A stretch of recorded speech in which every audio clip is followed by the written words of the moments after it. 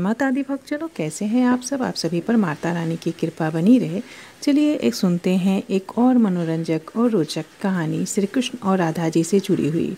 क्यों कहा राधा जी ने कृष्ण को कि कान्हा तुम बदल गए हो, तुम अब कान्हा नहीं रहे।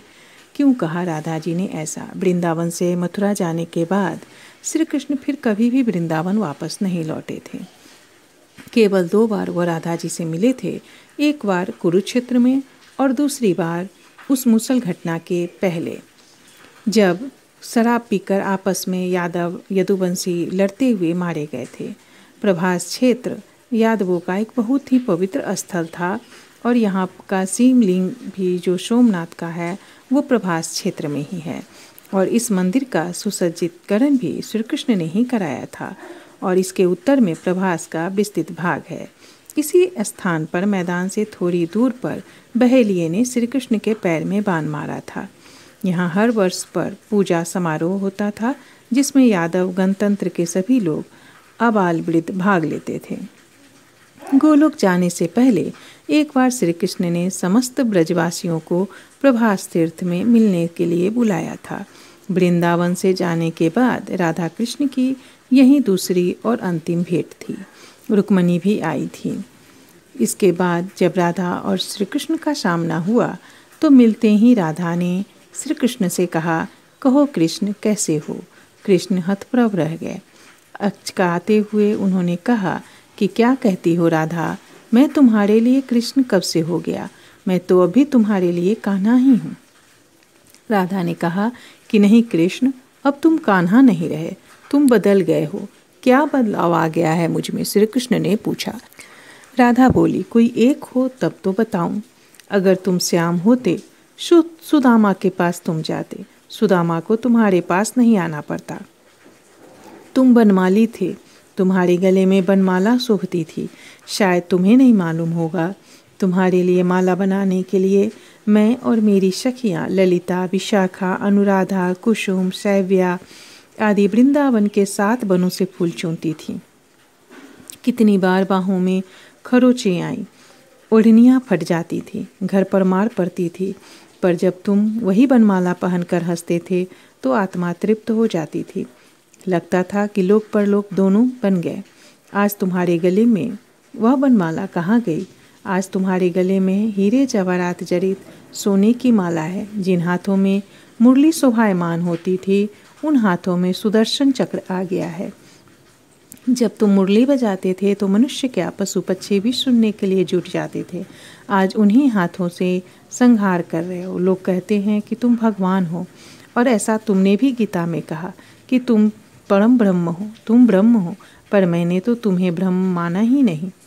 तुम तो मेरे नंद के लाल मुरलीधर श्याम थे, एक सामान्य ग्वाला। तुम्हारे इस रूप का तो पता ही नहीं था।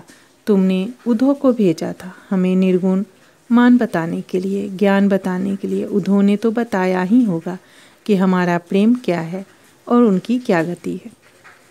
कृष्ण सुनते रहे और तब कहा, लेकिन मैं तो तुम्हें अब भी याद करता हूँ। तुम्हारी याद आती है तो आंखों से आंसू निकलते हैं। राधा बोली, लेकिन मैं तो तुम्हें कभी याद नहीं करती। याद तो उसको किया जाता है जो कहीं दूर चला गया हो। तुम तो कभी मेरे हृदय से गए ही नहीं थे जो याद करना पड़ता। रही मेरे न रोने की बात, तो कान्हा मैं इसलिए नहीं रोई क्योंकि मेरी आंखों में तुम बसे हो और कहीं आंसुओं के साथ तुम निकल न जाओ, इसीलिए मैं कभी नहीं रोई। भक्त का भाव देखकर भगवान विहल हो गए। बोले, राधा तुम जीती, मैं हारा। राधा ने कहा, याद रखना कृष्ण, मेरे बिना तुम अधूरे रहोगे। संसार में जहाँ भी तुम्हारी पूजा होगी मैं साथ रहूँगी, सिर्फ एक को छोड़कर, यानी कि जगन्नाथ जी। जहाँ कोई ऐसा मंदिर नहीं होगा जहाँ मैं तुम्हारे साथ नहीं होंगी। हमेशा तुम्हारे नाम के पहले मेरा नाम लिया जाएगा, ठीक उसी प्रकार जैसे पूर्व में प्रभु श्री राम के पहले माँ सीता का नाम आता है।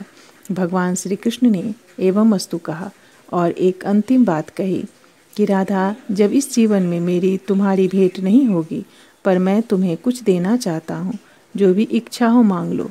राधा ने कहा, कन्हैया मुझे तो सब कुछ मिल चुका है और कुछ नहीं चाहिए। मेरा तुम्हारा प्यार अमर रहे। जब तक इस धराधाम पर एक भी प्राणी जीवित रहे मुझे तुम्हारे साथ याद करता रहे, परंतु कहते ही हो तो एक बार वही मुरली की तान फिर से सुना दो। भगवान भक्त की शिक्षा को टाल न सके, जबकि सर्वज्ञ सर्वशक्तिमान कृष्ण इसके भयानक परिणाम को जानते थे। फिर भी उन्होंने बहुत दिनों से संजो कर रखी हुई बांसुरी निकाली और एक अद्भुत अविस्मरणीय तान छेड़ दिया। सारा संसार तरंगित हो उठा। यद्यपि श्री कृष्ण ने अनेकों बार मुरली बजाया था, पर यह तान विलक्षण थी, अद्भुत शांति थी और हृदय के तार को झंकृत करने वाली थी। ऐसी धुन न तो कभी बजी थी और न ही कभी बजेगी।